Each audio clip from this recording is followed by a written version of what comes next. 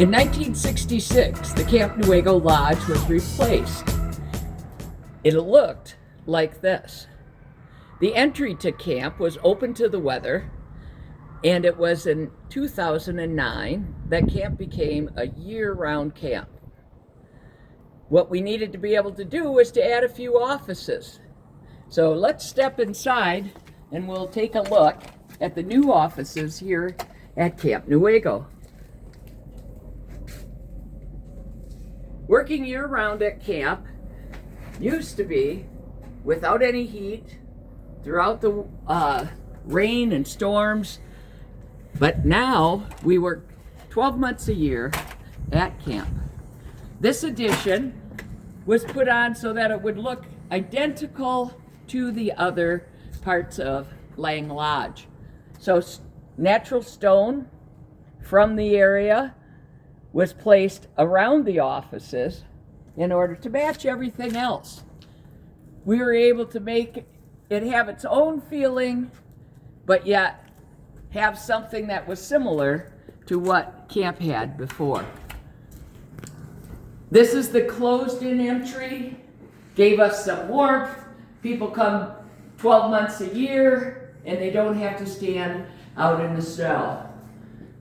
Say hi, that's one of our program directors. Our camp has many original pieces of artwork.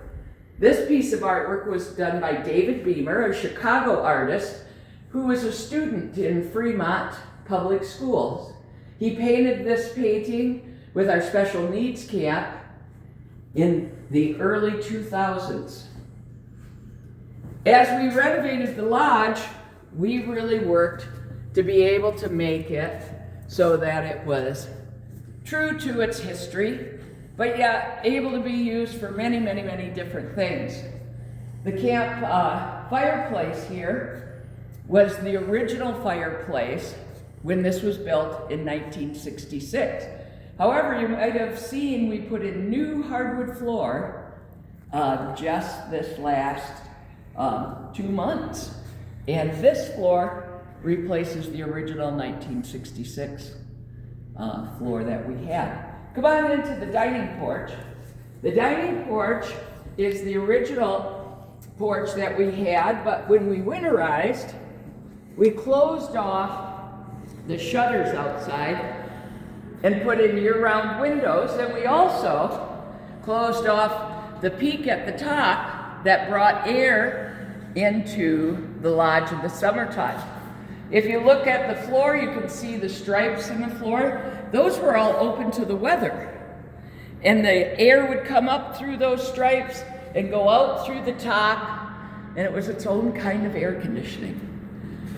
Along with having a lot of people eat in here, this will be enough space for all the campers. So campers and staff all together, we might have 150 people here. But now that we're over 150, some campers will eat in the great room where we just were. Some campers will eat in here, but all of it comes from our kitchen right here. And this is a picture of our cooks in the 1960s, 70s, 80s. Ruth and Minnie would make hundreds of cookies in our kitchen. But now we have a year-round kitchen. They would have died to have 4 ovens to work with and all of this space. When we built the lodge, it didn't serve as many kids. And then as we served more and more children, we had to have more and more space.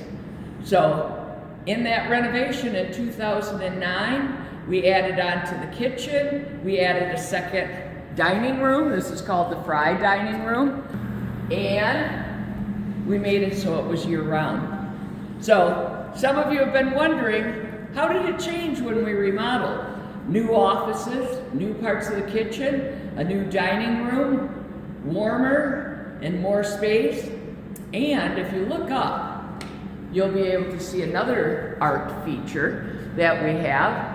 And if you were in our dining room in the 60s, these were large globes, just like you saw in the mid-century modern homes. Large white globes that dangled from the ceiling.